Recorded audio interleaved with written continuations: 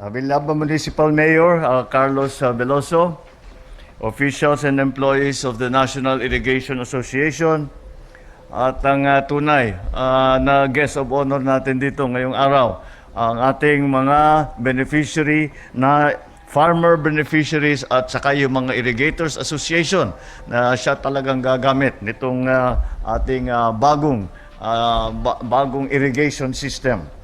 My fellow workers in government, ladies and gentlemen, maayong maupay nga adlaw inyong natanan.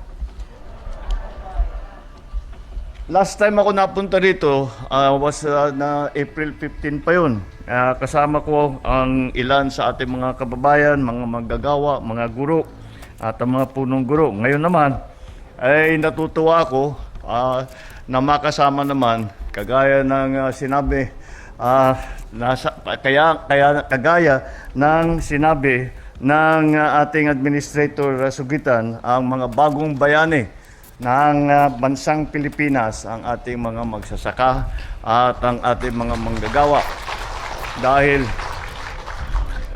lagi ko namang, dahil sa aking pananaw, pag tinitignan ko ang ating lipunan, maliwanag na hindi maaring hindi tulungan ang ating mga magsasaka, hindi maaari dahil unang-una, kayo ang nagbubuhay sa aming lahat. Kung hindi sa inyo, kung hindi sa sipag ninyo, kung hindi sa sakripisyo na dinadaanan ninyo, ay mahihirapan po ang buong Pilipinas na kami naman na nasa gobyerno, sabi sa paano natin pakakainin lahat ng mga kapwa natin Pilipino. Ay kaya naman umaasa kami at hindi lagi naman kayo sa harap ng hirap na maraming problema. Pagka nagkabagyo, walang tubig, late dumating ang mga input, hindi tumataas ang ngayon, lalo na ngayon, tumataas ang presyo ng fertilizer. Ay kaya naman lahat yan kailangan yung harapin, ngunit hindi kayo umaatras at kahit papano ay naipapakain ninyo ang lahat ng mga inyong kapwang Pilipino. Kaya kayo ang guest of honor, kayo ang bagong bayani.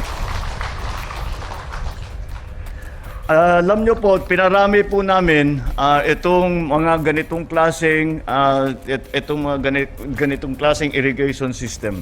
Dahil nung pinag-aralan namin ng agrikultura dito sa Pilipinas, masyado tayong umaasa sa mga deep well para sa irrigation.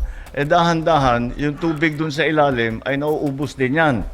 Ngunit, tinignan din namin, pinag-aralan namin ng ating mga scientifico, ay tinignan nila yung surface water, yung tubig na nasa taas ng lupa, ay sapat naman. Yun lamang, kailangan ma-manage na mabuti. Ibig sabihin, pagka tag-ulan, kailangan maipon yung tubig at maipon na mabuti para pagka natigil na ang ulan, ay meron tayong tubig na gagamitin.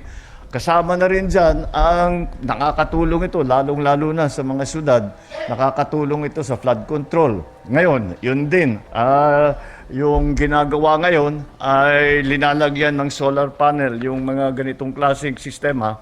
At dito, ang surface area is 143 hectares. 143 hectares.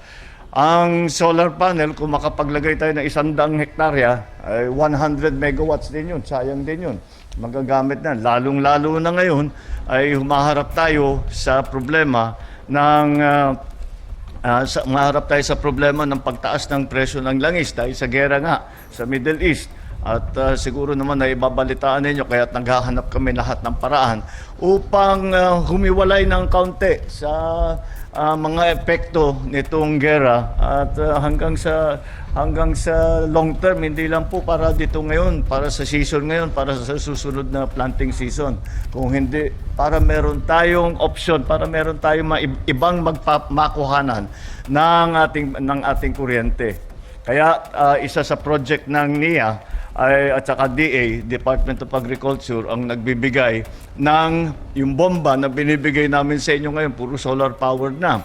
Hindi na kami nagbibigay, 3 yata ang nailagay natin dito sa O may tatlo na pala dito. Yun, solar power doon. Hindi na kailangan bayad para sa crudo. Ay, para naman lalaki ang kita ng ating mga farmer. Kaya yan po ang aming ginagawa. Ito ay isang halimbawa ng malawakang proyekto sa buong Pilipinas. Itong Hibulangan ang coverage nito ay mahigit 2,000 ektarya ng sakahan ang matutubigan nitong ating project na ito. Mula sa isang ani, bawat taon, nagulat ako, isang lang pala ang planting dito. Ngayon, magkakaroon na ng 2. At may mga ibang lugar, kapag talagang maayos ang ating yung pag-manage natin ng tubig, baka pag-3 pa yung ibang lugar. Kaya ibig sabihin,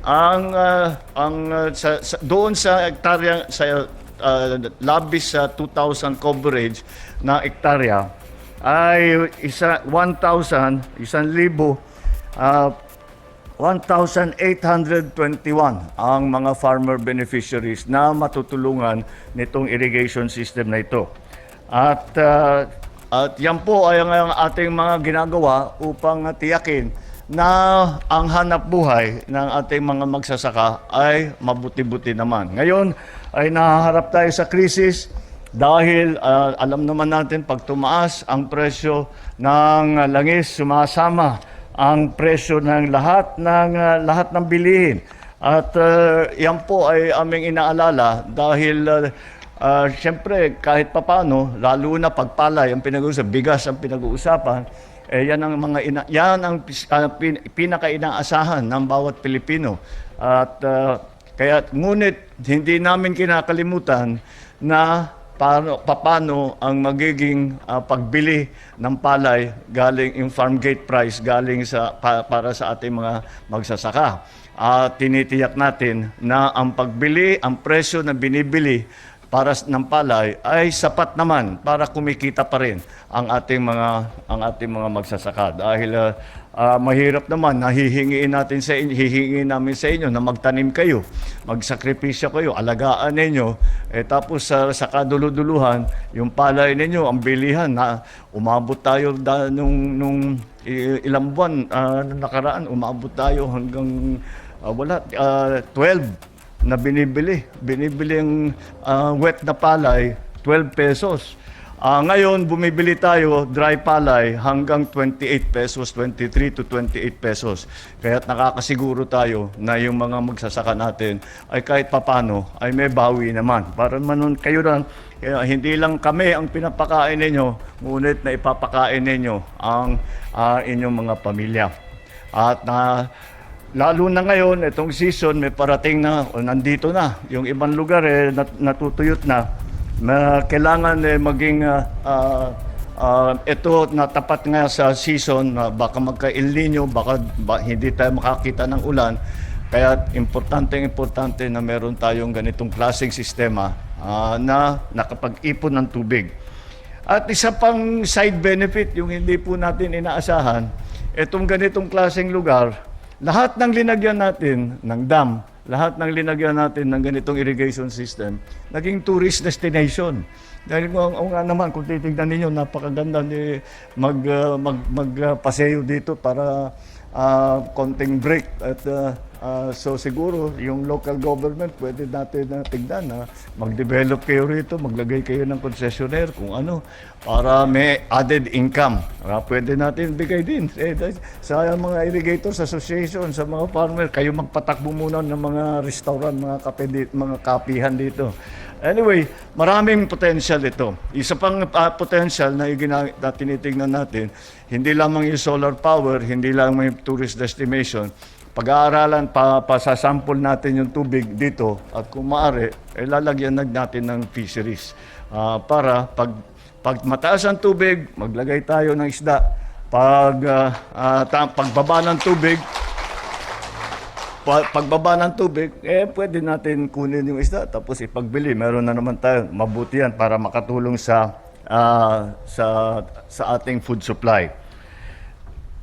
Kaya alam po ninyo, alam naman natin na ang pinakamahalaga na bagay sa ating mga magsasaka, ang pinakaimportante sa agrikultura ay ang patubig.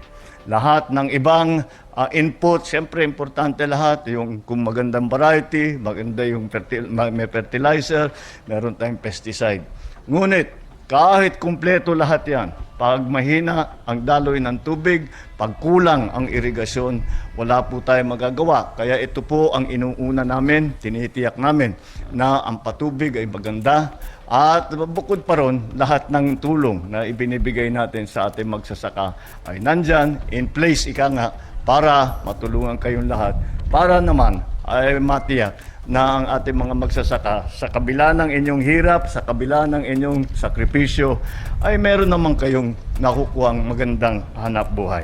Namo, salamat sa inyong natanan. Mabuhay ang ating mga magsasaka, mabuhay ang bagong Pilipinas.